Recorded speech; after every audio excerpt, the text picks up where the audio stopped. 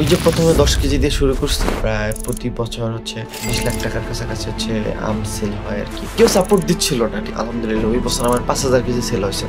আমার কাছে মনে হয় যে হচ্ছে আপনার জিরো থেকে শুরু করা উচিত। নর্মাল একজন ধরেন 10-12 বছর বয়সী একটা ছেলের হাতে যদি আপনি 5 লাখ টাকা ধরায় দেন, এলেবেলে ভাবে হচ্ছে 5 লাখ টাকাকে তছনছ করে ফেলবে, ঠিক আছে?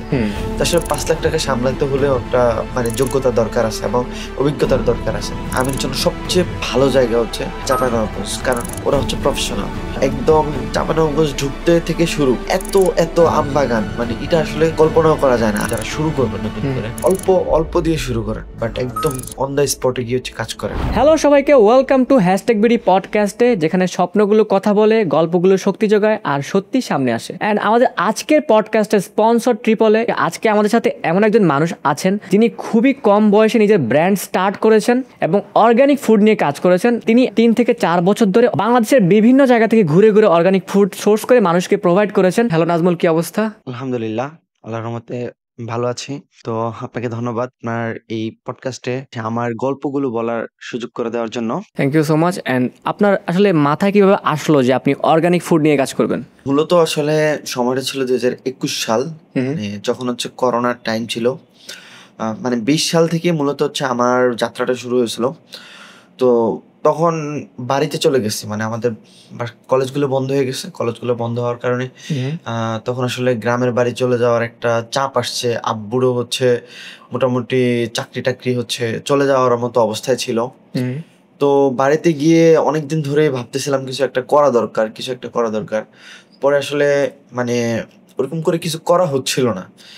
পরে একদিন চিন্তা করলাম যে না, কিছু একটা করি। আমার এক বড় ভাই আছে, উনি দেখতাম হচ্ছে আম সেল করে। তো আমি একদিন ওনার সাথে কথা বললাম যে ভাই, আমিও কিছু সেল করতে চাই। তো আমি সুন্দর ওনার থেকে হচ্ছে কিছু পরামর্শ নিয়ে, ওনার থেকে কিছু ছবি টবি নিয়ে আমি মূলত শুরু করছিলাম আমার আইডি থেকেই, মানে ফেসবুক অ্যাকাউন্ট থেকেই শুরু করছিলাম। তো তখন প্রায় এরকম একটানা 5-6 দিন হচ্ছে পোস্ট করে গেছে, বাট কোনো সেল আসতেছিল না।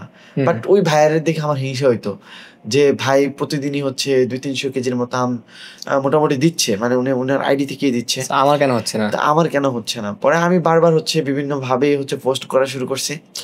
পরে একদিন এক বন্ধু আর কি, মানে 5-6 দিন পরে এক বন্ধু আমার কাছ থেকে 10 কেজি আম ওর ফ্যামিলির জন্য নিছিল। এই হচ্ছে আমার শুরুটা। এরপর থেকে আলহামদুলিল্লাহ ওই বছর আমি প্রায় 5,000 কেজির মতো আম সেল করেছিলাম। তো এটা আসলে মানে তখন আমার ভিতরে আসলে এতটাই আত্মবিশ্বাস কাজ করতেছিল যে আমার মনে হয়েছে যে আমি কিছু একটা করতে পারবো। তখন মানে আমি খুবই সীমিত প্রফিটে হচ্ছে মানে 5,000 কেজি তো অনেক আম। হ্যাঁ, অনেক আম। তো ওই বছরটাই আসলে আমার শুরুটাই এইভাবে হয়েছিল।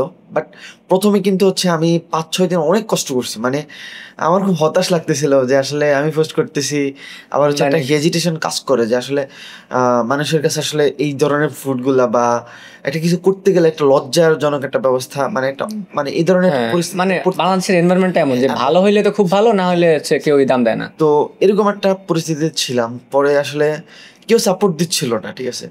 পরে এক ভাই, আমি আবার টুকটাক হচ্ছে লেখালেখি করতাম। তো আমার এক ভাই আর কি আমাকে পছন্দ করতে হচ্ছে চাঁপাইনবাবগঞ্জের। তো ওই ভাই আমার সাথে অ্যাড ছিল, তো ওনাদের নিজেদের বাগান ছিল। তো ভাই মূলত হচ্ছে আমাকে মানে একদম শুরুতেই মানে একদম জিরোতে হচ্ছে সাহায্য করেছিল আর কি। মানে এক ধরনের আমি আম সেল করে তারপর হচ্ছে ওনাকে টাকা দিতাম। তো এরকম মানে সহযোগিতা পাওয়ার কারণে আসলে মূলত ওই বছরটা আমার এত ভালো মানে কাটছিল, এবং আলহামদুলিল্লাহ প্রতি বছরই একটা ভালো পরিমাণ আম আমি সেল করতে পারতেছি এবং অন্যান্য ফুড তো আছে। তো আপনার কি মনে হয় যে আম নিয়ে আসলে মানুষের ব্যবসা করা উচিত? এখন দেখা যায় যে অনেকগুলো ব্র্যান্ড কিন্তু আম নিয়ে কাজ করতেছে এবং অর্গানিক আম নিয়ে। তো যদি নতুন কেউ শুরু করতে চায় শুধুমাত্র আম নিয়ে, তার আসলে কি এটা করা উচিত হবে? আসলে আম হচ্ছে এমন একটা প্রোডাক্ট যেটার চাহিদা কখনো শেষ হবে না, ঠিক আছে? বাংলাদেশের মানুষ বিশেষ করে হচ্ছে যে কয়টা ফল সবচেয়ে বেশি পছন্দ করে তার মধ্যে আম একটা। হ্যাঁ। তো সেই ক্ষেত্রে হচ্ছে আসলে আমটা নিয়ে কাজ করতে পারে। এখন আসলে কম্পিটিশনটা বেড়ে গেছে, ঠিক আছে? একটা সময় ছিল যখন 2020-21 সালে ছিল, তখন আসলে অনলাইনে এত আসলে আমের মানে ছড়াছড়ি ছিল না। এখন যেমন হচ্ছে বড় বড় পেজগুলো হচ্ছে প্রোডাক্ট হিসেবে আমকে বেছে নিচ্ছে, তখন এরকম কেউ ছিল না। তখন আসলে যেরকম একটা সুযোগ সুবিধা ছিল, আবার করোনার কারণে একটা পরিস্থিতি ছিল যে কেউ ঘর থেকে বের হইতে পারতো না, হচ্ছে অনলাইনে কেনাকাটা করতে মানুষ স্বাচ্ছন্দ্য বোধ করতো। তো তখন আসলে শুরুটা যত সহজ ছিল, এখন আসলে অতটা সহজ হবে না। তারপরেও আসলে আম একটা প্রফিটেবল বিজনেস, কারণ হচ্ছে যখন আসলে আমরা কেউ আম কিনি, ঠিক আছে, 1-2 কেজি আম আমরা নর্মালি খাই না, ঠিক আছে, মোটামুটি হচ্ছে বা বছরে প্রায় প্রত্যেকটা ফ্যামিলি যদি অ্যাভারেজ করে, হ্যাঁ 10-20 কেজি অবশ্যই কিনে। তো এরকম করে আসলে মানে এমনও দেখা যায় যে হচ্ছে এমনও কাস্টমারকে পাওয়া যায় যারা হচ্ছে হিমসাগর থেকে শুরু করে আম শুরু হয়, তারপর হচ্ছে একদম বাড়ি ফোর, তারপর হচ্ছে যেগুলো আছে একদম লাস্টের দিকে আসে আশি নাম, এই ধরনের আমগুলো হচ্ছে একদম শেষ পর্যন্ত নিতে থাকে। তো দেখা যায় যে এক সিজনেই দেখা যায় যে এমন এমন ফ্যামিলি আছে যারা হচ্ছে প্রায় 150-200 কেজির মতো আম সেল করে। তো আপনি যদি একটা রেগুলার কাস্টমার তৈরি করতে পারেন, তাহলে অবশ্যই আমি বলবো যে হচ্ছে আপনি বিজনেস শুরু করতে পারেন। আই থিঙ্ক মানে এই যে সোর্সিং এর বিষয়টা কিন্তু এত ইজি না, যেহেতু আপনার হচ্ছে খুবই ইজিলি একটা কানেকশন বিল্ড হয়ে গেছে। আমি আমার বিজনেস করতে চাই, এখন আমি হচ্ছে একদম জিরো নলেজ আম সম্পর্কে। আমি যদি চাঁপাইনবাবগঞ্জে যাই, সেখানে যাওয়ার পর কিন্তু আমি আসলে বুঝতে পারবো না একজন মানুষ যদি ফার্স্টে যায় যে আমের বাগানে, তারপর হচ্ছে তার মানে ব্যবসায়িক পথটা কেমন হওয়া উচিত, যে রোড ম্যাপটা। এটা একটা সত্য যে হচ্ছে আসলে মানে প্রোডাক্ট সোর্সিংটা অনেক গুরুত্বপূর্ণ। আমের ক্ষেত্রে যে প্রতিবন্ধকতাগুলো, সেটা হচ্ছে প্রথমত হচ্ছে আপনাকে কোয়ালিটি খুঁজতে হবে, ঠিক আছে, যেটা আপনি শুরু করবেন। শুরু যদি আপনি ছোট আম দিয়ে শুরু করেন, অনেকেই পছন্দ করবে না, ঠিক আছে। সবচেয়ে গুরুত্বপূর্ণ যে জিনিসটা সেটা হচ্ছে যে আপনাকে বুঝতে হবে যে হচ্ছে কেন আপনার থেকে মানুষ আম কিনবে। অবশ্যই আপনার আমটা হচ্ছে ফরমালিন মুক্ত হইতে হবে। তো অর্গানিক এখানে আসলে বাগানে একদম সরাসরি বাগানে যারা কথা বলতে পারবেন, এরকম হলেই আসলে মানে শুরু করা উচিত। যেমন একদম সরাসরি আপনি বাগান থেকে গিয়ে আমটা আনবেন, এরকম যদি হয়, হ্যাঁ, তাহলে হচ্ছে যে আপনার জন্য আসলে আপনি একদম খাঁটি যে আমটা বা ভালো যে আমটা, সেই আমটা প্রোভাইড করতে পারবেন। তো এই সোর্সিং এর জার্নিটা হচ্ছে একটু কঠিন। রাজশাহীতে হচ্ছে বানেশ্বর বাজার আছে, তারপর হচ্ছে চাঁপাইনবাবগঞ্জে হচ্ছে আপনার কানসার্ট বাজার আছে। তো আসলে এখন যারা নতুন করে বিজনেস শুরু করতেছে, তারা আসলে যেটা করে সেটা হচ্ছে তারা হচ্ছে একদম সরাসরি কানসার্ট বাজারে যারা হচ্ছে আম সেল করতে নিয়ে আসে, তাদের কাছ থেকে আম কিনে ফেলে। তো আসলে দেখা যায় যে কি এখানে আপনাকে কিছু ব্যাপার আছে যে হচ্ছে আমের কোয়ালিটি ঠিক থাকে না। যেমন আপনি যদি আপনার একটা বাগান নিয়ে নেন, ঠিক আছে, যেমন আমি যেটা করি, আমার পার্সোনাল এক্সপিরিয়েন্স সেটা হচ্ছে আমি বছরের একদম শুরুতে যখন হচ্ছে আমগুলো ছোট ছোট থাকে, তখন আমি কিছু বাগানের সাথে সরাসরি কন্ট্যাক্ট করে ফেলি। তো কিছু বাগানের যেমন কিছু খরচপাতি আছে, তো সেই খরচপাতিগুলো আমি কৃষককে দেওয়ার চেষ্টা করি। যেমন হচ্ছে এককালীন 20,000, তারপর হচ্ছে বা 15,000, বিভিন্ন বাগান বেঁধে এরকম হচ্ছে একটা অ্যামাউন্ট আমরা দিয়ে দিই। দিয়ে দেওয়ার পরে হচ্ছে যে তাদের সাথে কন্ট্যাক্ট থাকে আমাদের, যদি আমরা নোট করি তাহলে হচ্ছে কৃষকদের একটা খরচ দিতে হবে। হ্যাঁ, এরপর হচ্ছে তারপর হচ্ছে বিষয়টা হচ্ছে তারপর আপনার কৃষকদেরকে খরচ দেওয়ার পরে যেমন হচ্ছে তাদের সাথে কথা বলে নিই যে আপনার বাগানের যে আমগুলো একদম এ গ্রেডের সবচেয়ে বড় সাইজের, সেই আমটা হচ্ছে আপনি আমাদেরকে দিবেন, আর বাকি আমগুলো আপনি আপনার মতো করে সেল করে ফেলবেন। এমন হয় কি যে 2-3টা ব্যবসায়ী একই বাগান থেকে নেয়? এরকম আসলে যদি আপনি ছোট ব্যবসায়ী হন তাহলে নিতে পারেন, কিন্তু আসলে আমাদের যাদের হচ্ছে মোটামুটি আলহামদুলিল্লাহ ভালো একটা গ্রো আছে বা ভালো পরিমাণ আম যাচ্ছে, তাদের আসলে একটা বাগান আসলে পোষায় না। যেমন আমাদের এই বছর যদি আমি বলি, আমাদের প্রায় এবছর প্রায় 20টার উপরে বাগান ছিল। বিভিন্ন বাগান যেমন হচ্ছে এক একটা বাগানের হিউজ পরিমাণ আম হয়। এটা কি আপনার জন্য লক করা থাকে ওই বাগানের সাথে কন্ট্রাক্ট এরকম? হ্যাঁ, এরকমই। হ্যাঁ, আমাদের সাথে যেমন আমার সাথে হচ্ছে থাকে, প্লাস এখানে হচ্ছে যে আমি বললাম না আমার এক ভাই আছে, ওনার মাধ্যমে মূলত আমার এই কাজগুলো করা হয়। Connection build. হ্যাঁ, কানেকশন বিল্ড করা হচ্ছে, মানে ওইখানে হচ্ছে ওদের সাথে আমার কন্ট্যাক্ট করা থাকে যে হচ্ছে আপনার যা আম হবে সেই আমগুলো হচ্ছে আপনি আমাদেরকে দিবেন, ঠিক আছে। যেমন হচ্ছে বড় সাইজের আমগুলো, নট ছোট সাইজ বা মাঝারি সাইজ, এই সাইজগুলো আমরা না নেওয়ার চেষ্টা করি। ওই ছোট সাইজের আমগুলো তখন কি করে ওরা? ওরা হচ্ছে মূলত যেমন আমরা যদি কন্ট্যাক্ট করি তাহলে হচ্ছে আমাদেরকে দেয়। এছাড়া হচ্ছে যে ওরা বড় আম ছোট আম সব আমই হচ্ছে কানসার্ট বাজারে হচ্ছে পাইকারি আড়তদার যারা আছে তাদেরকে সেল করে দেয়। যে আমগুলো হচ্ছে পরবর্তীতে যে বাজারে বিভিন্ন আপনারা যে আমগুলো পান, সেগুলো হচ্ছে মূলত এই ধরনের আমগুলোই তারা হচ্ছে কোয়ালিটি মিক্স করে ফেলে, ঠিক আছে। এটা হচ্ছে আমার পার্সোনাল কোশ্চেন যে কোন এরিয়ার আমটা সবচেয়ে বেশি মিষ্টি হয়, যেটা হচ্ছে আর যেটা হচ্ছে মানুষের পছন্দ হবে এরকম? আমের জন্য সবচেয়ে ভালো জায়গা হচ্ছে চাঁপাইনবাবগঞ্জ, কারণ ওরা হচ্ছে প্রফেশনাল। একদম চাঁপাইনবাবগঞ্জ ঢুকতে থেকে শুরু এত এত আম বাগান, মানে এটা আসলে কল্পনাও করা যায় না। আমি রাজশাহীও গেছি, বাট আসলে রাজশাহীতে ওই পরিমাণ আম আসলে পাওয়া যায় না। আবার হচ্ছে দেখা যায় যে কি ওরা প্রফেশনাল না। আমরা যেমন আমাদের গ্রাম অঞ্চলগুলোতে হচ্ছে ধান চাষ করি যে জমিগুলাতে, চাঁপাইনবাবগঞ্জে ওই ধান চাষি যে জমিগুলো, সেই জমিগুলোতে হচ্ছে ওরা হচ্ছে আম চাষ করে, মানে এত হিউজ জায়গাতে। হ্যাঁ, মানে এটা আসলে কেউ যদি কখনো চাঁপাইনবাবগঞ্জ না যায় তাহলে আসলে জিনিসগুলোর দৃশ্যগুলো কখনো বুঝতে পারবে না। এমনিতে বাংলাদেশের মানুষ তো অনেক আম খায়, আম কিন্তু অনেকের কাছে আছে, রাজশাহীর মানুষের কাছে আম আছে, তারা কিন্তু চাইলে অনলাইনে ব্যবসা করতে পারে, বাট সবাই কিন্তু মার্কেটে টিকে থাকতে পারে না। It's like challenge.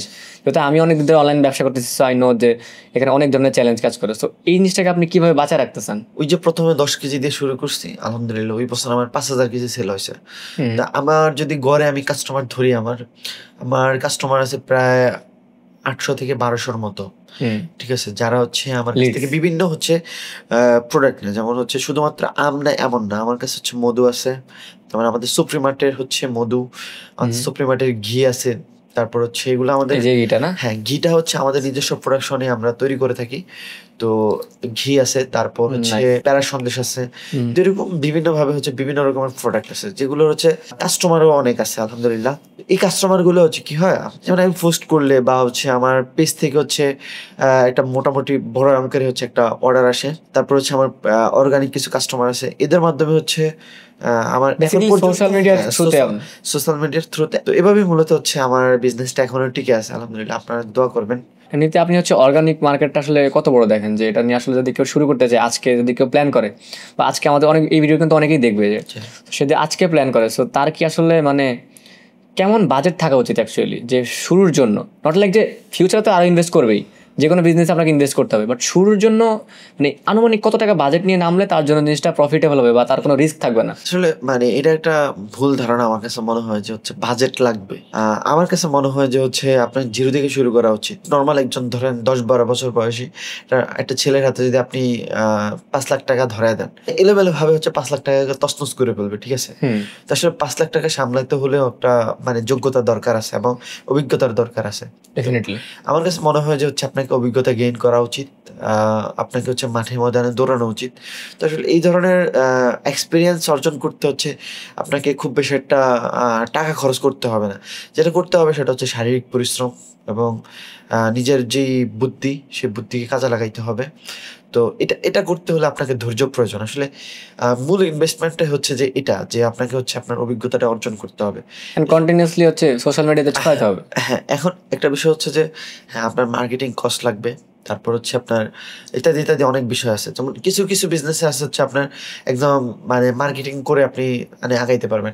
একটা বিষয় হচ্ছে কি, মানে আপনি মার্কেটিং করতে পারবেন, কিন্তু একটা পর্যায়ে যদি আপনি ভালো প্রোডাক্ট না পান বা ভালো প্রোডাক্ট সোর্সিং না করতে পারেন, না অভিজ্ঞতা অর্জন করতে পারেন, বা আপনি বুঝতে না পারেন যে এটা ভালো না খারাপ, এই জিনিসটা যখন না পারবেন, তখন আপনি 5 লাখ টাকাও যদি মানে মার্কেটিং এর পিছনে খরচ করেন, ওই 5 লাখ টাকাই হচ্ছে বৃথা যাবে।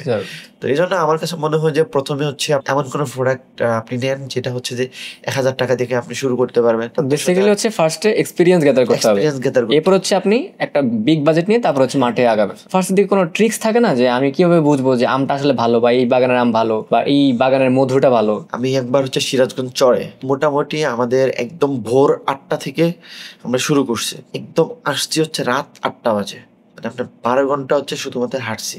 ওখানে আসলে আপনার ভালো মানুষ খুব কম থাকে, ঠিক আছে। তো আপনাকে হচ্ছে বুঝতে হবে যে আপনি আসলে কি প্রোডাক্টটা নিচ্ছেন। কত 100 কেজির কাছাকাছি মধু আমরা সংগ্রহ করতে পারছি, তাও হচ্ছে কিছু বড় বড় বাগান। আমরা বাগান বলতে হচ্ছে কিছু স্কুল পাইছিলাম, যেগুলো হচ্ছে স্কুলের ভিতরে হচ্ছে প্রায় 20 থেকে 25-30টার মতো চাক ছিল। মানে আমাকে হচ্ছে এক ধরনের একটা বোকা বানানোর চেষ্টা করছিল, যে ফেক একটা মধু হচ্ছে আমার সাথে ধরা দিতে চাইছিল।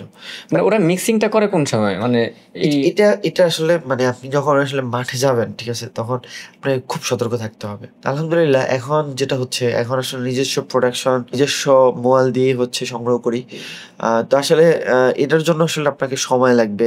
সস্তায় কখনো মধু কিনবেন না, মধু আসলে একদম সস্তায় কখনোই পাবেন না। যেমন সুন্দরবনের যে মধুটা, এটা আপনি কখনোই সস্তা পাবেন না। যে আমি 12 ঘন্টা হাঁটছি চরে, কিন্তু কোনো খাবার দাবারের তেমন কোনো সিস্টেম নেই এবং কোনো যানবাহন নেই, ঠিক আছে। তো এরকম জায়গায় হচ্ছে আমি 12 ঘন্টা হেঁটে মাত্র হচ্ছে 100 কেজি মধু আমি পাইছি, তাও মাত্র ভাগ্যক্রমে। এরকম আসলে এত সময় ধরে হেঁটে এত কষ্ট করে একটা মোবাইল আপনাকে কখনো অল্প দামে মধু কখনোই সেল করবে না, ঠিক আছে। এখন আমি যেটা করতেছি সেটা হচ্ছে যে আসলে সুন্দরবনের মধুটা হচ্ছে অথেন্টিক পাওয়া যায়, এটার জন্য আসলে অনেক বড় সড় একটা অ্যামাউন্ট দরকার আপনার, বিশেষ করে একটা কেমন টাকা মোটামুটি প্রায় 8-10-12 লাখ টাকার মতো দরকার। আমার বর্তমানে হচ্ছে আমাদের নিজস্ব একটা মোবাইল টিম আছে, একটা না 2টা মোবাইল টিম আছে, যে মোবাইল টিমের সম্পূর্ণ মধু যারা হচ্ছে আমরা নিয়ে নিই, মানে একদম পুরো সিজনে, যেমন এপ্রিলে শুরু হয় আপনার সুন্দরবন মধুর সিজন, একদম মে মাসের শেষের দিকে হচ্ছে শেষ হয়, ঠিক আছে।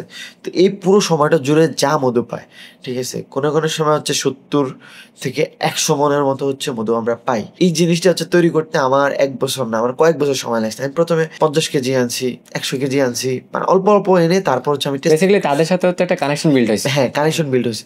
এই কানেকশনটা আসলে তৈরি হইতে একটু সময় সাপেক্ষ ব্যাপার, ঠিক আছে। তো আমি ধরেই কেউ আসলে মধুর ব্যবসা করতে পারবে না, ধরে কেউ মধুর ব্যবসা করতে পারবে না। তো এটা করতে পারবেন যে আপনি পরিচিত কারো কাছ থেকে, যেমন ভালো কেউ, হ্যাঁ, এরকম যারা হচ্ছে একদম ভালো পরিচিত পাইকারি আছে, পাইকার আছে, তাদের কাছ থেকে আপনি নিন, আপাতত অল্প অল্প নিয়ে কাস্টমারকে দেন। বাংলাদেশের মধুর কালোজিরা ফুলের মধুটা এটা একটু আপনার গুড়ের স্বাদের মতো হবে। তো অনেকে বলে যে ভাই আপনি তো আমাকে গুড় দিয়ে দিলেন, ঠিক আছে, আসলে এটা কিন্তু সত্য না। কালোজিরা ফুলের মধুর একটা মধুর টেস্টই একরকম, লিচু ফুলের মধুটার টেস্ট একদম ডিফারেন্ট, ঠিক আছে। সুন্দরবনে কয়েকটা ফুলের মধু হয়, যেমন খলিশা, পরান, পাইন ফুল, এরকম বিভিন্ন ফুলের মধু হয়। আমি যদি ব্যবসা করতে চাই, শর্ট অ্যামাউন্ট নিয়ে ব্যবসা করতে চাই, সো আমি হোলসেলে কি মধু সেল হয়?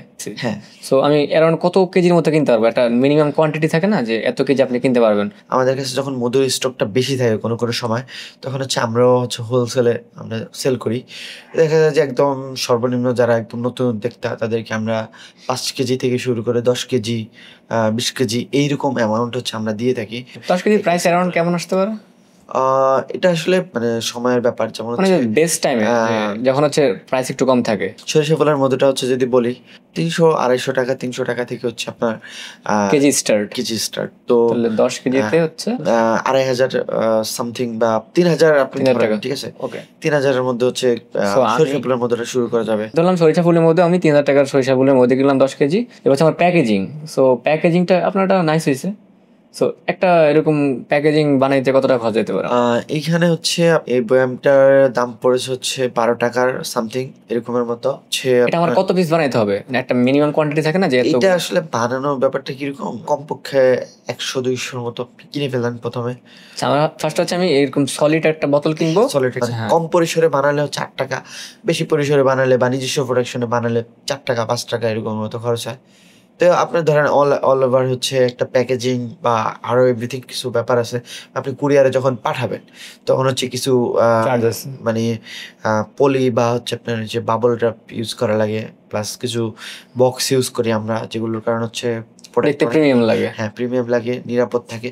তা আমার কাছে মনে হয় যে আপনি আপনার যে প্যাকেজিং এর জন্য হচ্ছে মোটামুটি 50 টাকা খরচ করতে পারেন। আমি যদি ব্যবসা শুরু করতাম তাহলে আমি খরচ করতাম, কারণ হচ্ছে অনলাইনে মানুষ আসলে যেটা কিনে সেটা একটা প্যাকেজিং, ভালো প্যাকেজিং চায়। ব্র্যান্ড স্টার্ট করতে হলে প্যাকেজিংটা মাস্ট। যেমন এটা আমাদের হচ্ছে এই প্রোডাক্টটা হচ্ছে একদম ফুড গ্রেডের যে বোতল, ঠিক আছে, মানে এরকম একটা বোতল যেটা আপনি ধরে দেখতে পারেন যে একদম মনে হচ্ছে যে কাচের বোতল। বাট আমরা কাচের বোতলে, আমাদেরকে অনেকে প্রশ্ন করে যে আপনারা কাচের বোতলে দেন না কেন? আসলে সম্ভব না। আসলে কাচের বোতল, বাংলাদেশের যে পরিবহন বা কুরিয়ার গুলোর অবস্থা, এগুলো আসলে কাচের বোতল পরিবহন করার মতো পরিস্থিতি তৈরি হয় না। থ্রো করে, হ্যাঁ, ওরা আসলে মানে ছুঁড়ে মারে, যার কারণ হচ্ছে যে কাচের বোতলগুলো অনেক সময় ফেটে যায়। আমি কিছু দিয়েছিলাম, বাট রিভিউ মানে এক্সপিরিয়েন্স ভালো আসে নাই আর কি। এই জন্য হচ্ছে এই প্লাস্টিকটা ইউজ করা হয়েছে। দেখতে বোঝা যায় না, সুন্দর। সো এটা তাহলে আমার মেকিং করতে, এটা হচ্ছে আমার হচ্ছে নিজের ব্র্যান্ডের নাম সহ 15 টাকার মতো অ্যারাউন্ড খরচ যেতে পারে। 15-20 টাকার মতো খরচ যেতে পারে। ওকে, সো তাহলে আমার হচ্ছে 3000 টাকা, আর হচ্ছে প্যাকেজিংয়ে আমার ধরলাম যে তাহলে 15 টাকা হচ্ছে পার পিসে আর কি। তো অ্যারাউন্ড আমি হচ্ছে 10,000 টাকা থাকলে আই গেস আমি জাস্ট শুরুটা করতে পারবো। পেজের ফটোগ্রাফি, ভিডিওগ্রাফি এগুলো আছে।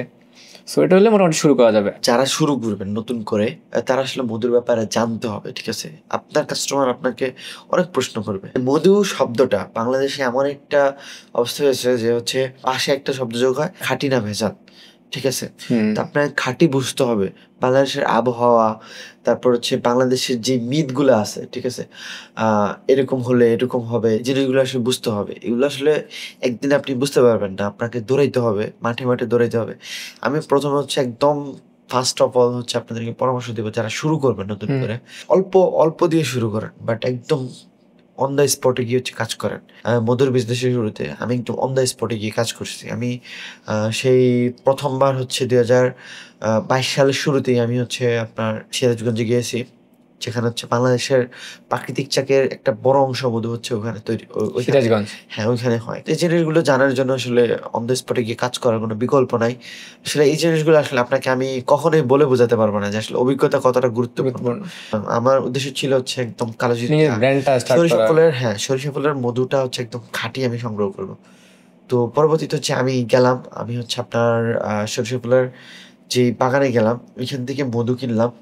কেনার পরে আমি হচ্ছে মধুটা নিয়ে বাসায় আসছি, ঠিক আছে।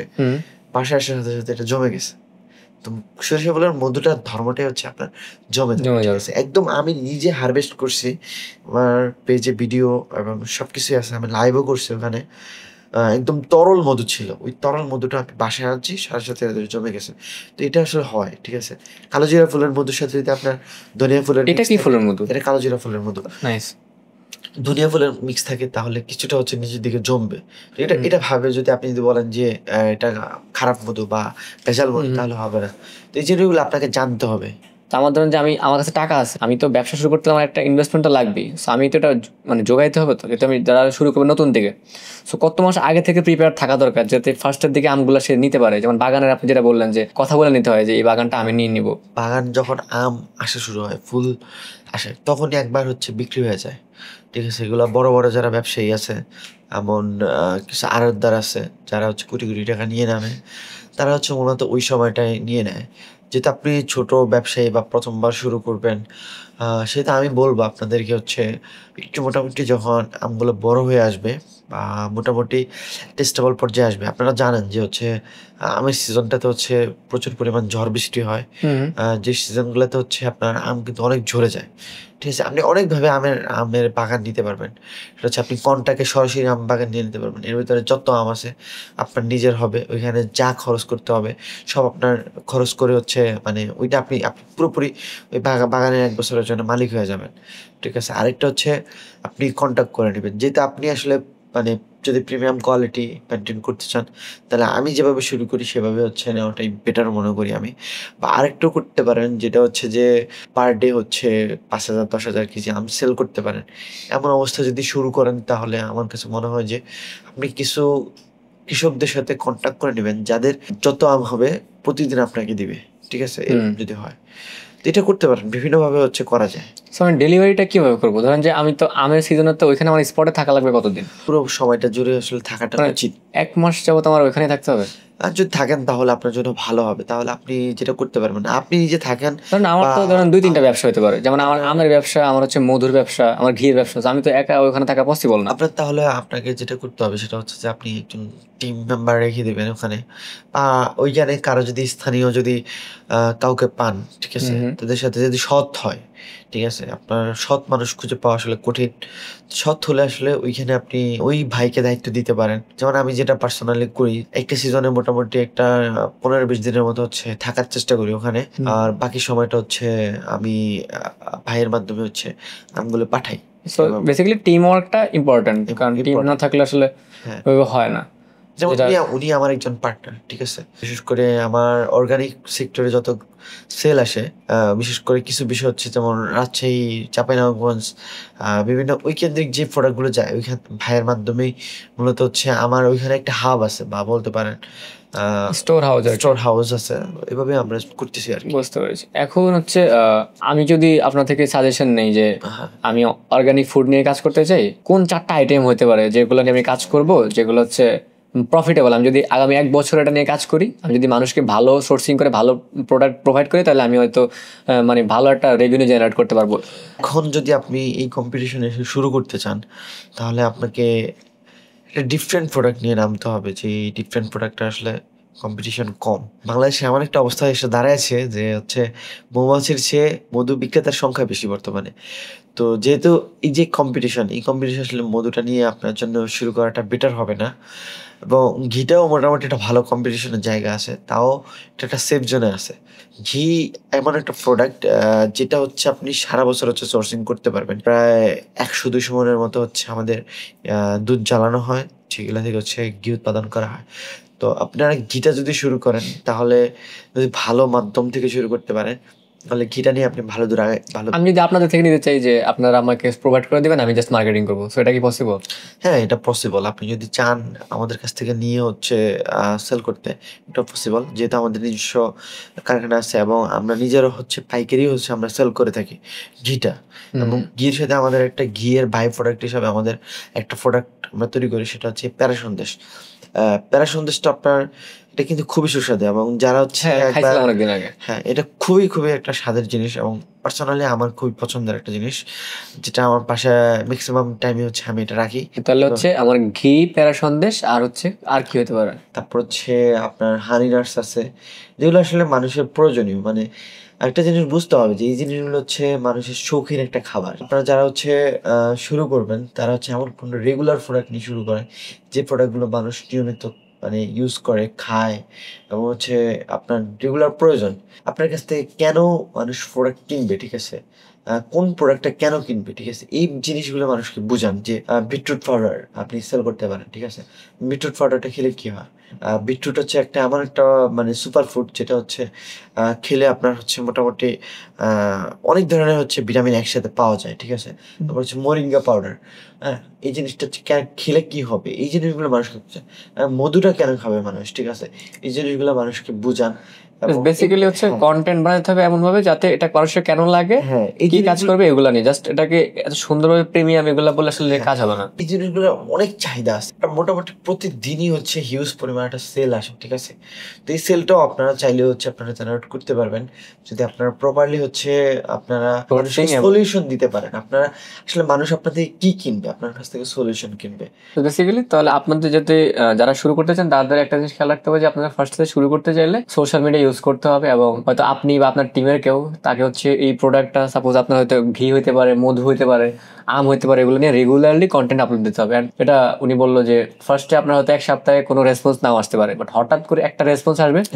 সো ওই প্রোডাক্টটা যদি আপনার কারো ভালো লেগে যায়, ধরেন সাপোজ আপনি আপনার ফ্রেন্ডকে দিলেন, ফ্রেন্ডের ফ্যামিলির কারো ভালো লেগে গেলো, সো ওই ফ্যামিলি কিন্তু আপনার কাছে আবার আসবে বা এইভাবে লিঙ্কটা ক্রিয়েট হবে। একটা বিষয় বলি, সেটা যে আপনার কাস্টমারের সাথে সম্পর্ক তৈরি করবেন। আসলে মানে কাস্টমারের সাথে সম্পর্কের বিকল্প আসলে বিজনেসে নাই, ঠিক আছে? আপনি যত বড় বিজনেসম্যান হোক, আপনার যদি রেগুলার কাস্টমার বা রিপিট কাস্টমার না আসে, তাহলে আপনি আসলে বিজনেস করে আসলে সফল হতে পারবেন না। আপনার যে রেগুলার কাস্টমার এসে আপনার থেকে যেভাবে মানে প্রোডাক্ট নেবে, আপনাকে যে ট্রাস্টটা করবে, নতুন একটা কাস্টমারকে আপনি সেই বিশ্বাস অর্জন করাটা কিন্তু অনেক কঠিন। তো সেজন্য চেষ্টা করবেন অবশ্যই অবশ্যই, যারা একবার অন্তত প্রোডাক্ট নিচ্ছে তাদেরকে অন্তত কিছুদিন পরপর হলে নক করা এবং তাদের সাথে সুসম্পর্ক বজায় করার জন্য যে মানে ক্রিয়েট করার জন্য চেষ্টা করা, ঠিক আছে? এই জিনিসগুলো করলে ইনশাল্লাহ বিজনেস আগায় যেতে পারবেন। সফল হলে তখন আসলে যখন পকেটে টাকা থাকে তখন আসলে ভালো লাগে। আপনি যদি জাস্ট আপনার যে বিজনেসের বেস্ট মান্থে যদি একটা কথা বলেন যে আমি জাস্ট একটা প্রোডাক্ট নিয়ে বেস্ট মান্থে এত টাকা সেল করেছি, এক মাসে প্রায় মানে এমন একটা মাস, কয়েকটা মাস ছিল যেখানে 3 লাখ টাকা, 1 লাখ টাকা, 1.5 লাখ, 2 লাখ জাস্ট মধু থেকে এটা আমাদের আসে, ঠিক আছে? সো যদি আমার অনেকগুলো প্রোডাক্ট থাকতো তাহলে আরো বাড়তো। হ্যাঁ, তো আর আমের কথা যদি বলি, তাহলে আমাদের আলহামদুলিল্লাহ প্রায় প্রতি বছর 20 লাখ টাকার কাছাকাছি আম সেল হয় আর কি, আলহামদুলিল্লাহ। So it's nice. ইনশাল্লাহ পড়াশোনা শেষ করে অবশ্যই আরো ভালোভাবে ইনশাল্লাহ এটাতে আমার ফোকাস দেওয়ার ইচ্ছা আছে। তো আজ থেকে 5 বছর পর তো আসলে এই মার্কেটটা থাকবে, রাইট? অর্গানিক ফুডের।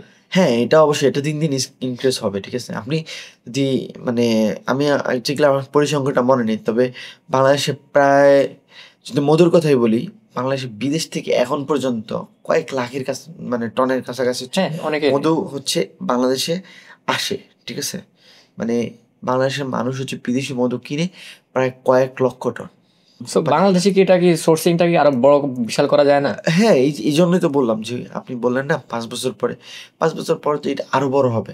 কারণ মানুষ দিন দিন স্বাস্থ্য সচেতন হচ্ছে, মানুষ অর্গানিক ফুডগুলোর দিকে ফিরে যাচ্ছে। বেসিক্যালি তাহলে আপনারা ধরে নিতে পারেন যে আপনারা যদি আগামী 5 বছরের কথা চিন্তা করেন, তাহলে আপনারা কিন্তু অর্গানিক ফুড নিয়ে কাজ করতে পারেন, ব্যবসা করতে পারেন। যদি আপনাদের কাছে ইনভেস্টমেন্টটা আসলে যেটা বললো যে ইনভেস্টমেন্টটা ফার্স্টের দিকে কোনো ম্যাটার করে না। ফার্স্টের দিকে আপনি হয়তো 3 মাস 6 মাস আপনি এক্সপিরিয়েন্স গ্যাদার করবেন, আপনার হয়তো প্রফিট মার্জিনটা খুব কম থাকবে, বাট এই মার্কেটটা কিন্তু আসলে অনেক বড়। কারণ মানুষ, যেটা আমি ফিল করি, যেমন আমার ফ্যামিলিতে আমি চাই যে ভালো কিছু খাক। সো ভালো কিছু খাইতে হলে আমি যখন দেখবো যে না এই কোম্পানি, যেমন ব্র্যান্ডের নাম হচ্ছে সুপ্রিমার্ট হচ্ছে অর্গানিক ফুড সেল করতেছে, সো আমি যদি ভিডিওগুলো দেখি আমি কিন্তু ধারণা করে নেবো যে সে একটা ভালো প্রোডাক্ট দিচ্ছে, অ্যান্ড যখন আমি পাবো তার থেকে ভালো খাবার, তো ডেফিনেটলি আমি এটা নিয়ে নিবো, কারণ এটা আমার ফ্যামিলির জন্য দরকার। দেখা গেছে এখন আমরা সবাই আর্ন করতেছি, বাট সুস্বাস্থ্যটা মেনটেন করাটা কিন্তু খুবই খুবই দরকার, জরুরি। সো এটা নিয়ে যারা কাজ করতেছে আই থিঙ্ক আগামী 5 বছর এখন পর্যন্ত কিন্তু যেমন অনেকগুলো বড় বড় ব্র্যান্ড আছে যারা কিন্তু হিউজ রেভিনিউ জেনারেট করতেছে, অ্যান্ড এটা কোটির ঘরে চলে গেছে, কোটি টাকা ইনকাম করতেছে। সো আপনাকে যদি আমি পার্সোনালি বলি, যেমন খাদ্য, বস্ত্র, বাসস্থান, এই জিনিসগুলো নিয়ে যদি আপনারা কাজ করেন, এগুলো নিয়ে ব্যবসা আজীবন চলবে, এগুলো মানুষের দরকার, মানুষের মৃত্যুর আগ পর্যন্ত এই জিনিসগুলো লাগবে। হ্যাঁ লাগবে। সো আপনি যদি ঠিকঠাকভাবে সোর্সিং করতে পারেন, আই থিঙ্ক আপনি ভালো কিছু করতে পারবেন। বাট ওই যে আপনি লোকালি বিজনেস করলে এক ধরনের ব্যবসা হবে, আর হচ্ছে আপনার ব্র্যান্ডিংটা করলে আপনার আরেক ধরনের ব্যবসা হবে।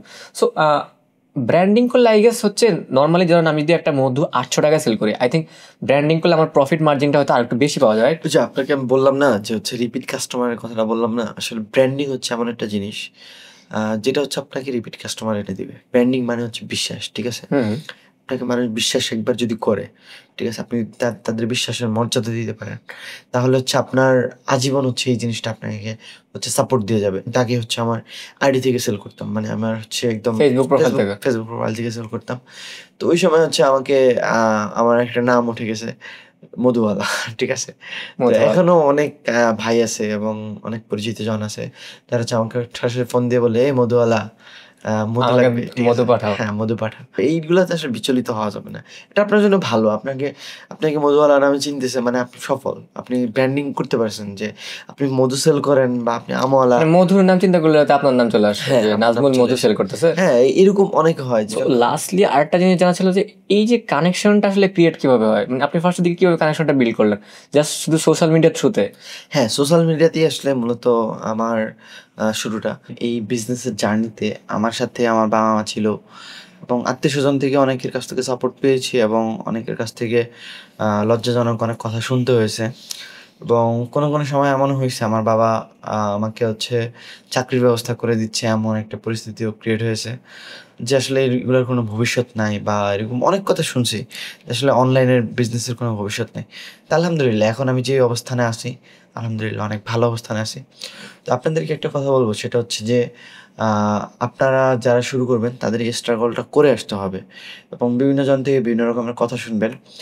আর আরেকটা বিষয় হচ্ছে কি, আমরা আমাদের মানে যে সুপ্রিমার্ট থেকে আমরা অনেককে হচ্ছে প্রোডাক্ট দিচ্ছি এবং ধরুন হচ্ছে পাইকারি আমরা মোটামুটি প্রায় 20-30টা হচ্ছে ব্র্যান্ড আছে বা ছোটোখাটো বিজনেসম্যান আছে যাদেরকে হচ্ছে আমরা প্রতিনিয়ত হচ্ছে প্রতি মাসেই আমাদের একটা অংশ আমরা প্রোডাক্ট দিই পাইকারি। তো আপনারা যারা একদম শুরু থেকে শুরু করতে চায় যারা, তারা চাইলে আমাদের সুপ্রিমার্টের সাথে যোগাযোগ করতে পারে। অ্যান্ড আপনার যে বাস্তব অভিজ্ঞতা থেকে আমরা অনেক কিছু জানতে পারলাম। অ্যান্ড আসলে 21 বছর বয়সে আসলে এত কিছু মেনটেন করা বা এত দূরে এগিয়ে যাওয়াটা কিন্তু সত্যি ইন্সপিরেশনের, এটা আমার কাছে পার্সোনালি খুব ভালো লেগেছে। অ্যান্ড আপনারা যারা আজকের পডকাস্টটা দেখলেন, আপনাদেরকে একটা কথাই বলবো যে শুধুমাত্র টাকা নয়, আপনাকে টাইম দিতে হবে, আপনাকে শ্রম দিতে হবে এবং আপনাকে হচ্ছে ট্রায়াল বেসিসে কাজ করতে হবে, রাইট? সো এই জিনিসগুলো মেনটেন করলে আপনি নট অনলি যে মধুর ব্যবসা, নট অনলি যে আপনার ঘিয়ের ব্যবসা, নট অনলি অর্গানিক ফুডের ব্যবসা, আপনি অনলাইনে যেই ব্যবসাই করেন না কেন আপনি হচ্ছে সফল হতেই পারবেন। অ্যান্ড ফিউচারে হচ্ছে আমরা এরকম আরও ইয়াং জেনারেশনের যারা হচ্ছে অ্যাকচুয়ালি ব্যবসা করতেছে এবং রিয়েল লাইফ এক্সপিরিয়েন্স গ্যাদার করতেছে, তাদের এক্সপিরিয়েন্সগুলি আপনাদের সাথে আমাদের পডকাস্টে শেয়ার করব, যাতে আপনারা নিজেরা জাস্ট আমাদের ভিডিও দেখেই একটা ব্র্যান্ড আপাতত শুরু করতে পারেন। Thank you so much Nazmul আমাদেরকে সময় দেওয়ার জন্য। অ্যান্ড আজকের ভিডিওতে আমাদেরকে স্পন্সর করেছে ট্রিপলে, যার কারণে হচ্ছে আমরা এত সুন্দর একটা পডকাস্ট করতে পেরেছি। So if you guys are looking for customized t-shirt, hoodie and joggers, anything, then you guys can check out Tripole brand. And আপনাদের সাথে দেখা হচ্ছে নতুন কোনো পডকাস্টে নতুন কোনো রিয়েল লাইফ এক্সপিরিয়েন্স নিয়ে, যেই এক্সপিরিয়েন্সটা শোনার পর আপনারা ইন্সপিরেশন পাবেন। এই বয়স থেকে যদি আপনারা একটা ব্র্যান্ড স্টার্ট করতে পারেন, ফিউচারে কিন্তু আপনারা অনেক ভালো পর্যায়ে যেতে পারবেন। এবং সেই আশাবাদ ব্যক্ত রেখেই আজকের পডকাস্টে এখানেই শেষ করছি। দেখা হচ্ছে আপনাদের সাথে নতুন কোনো পডকাস্টে। সেই পর্যন্ত ভালো থাকুন, সুস্থ থাকুন, আল্লাহ হাফেজ।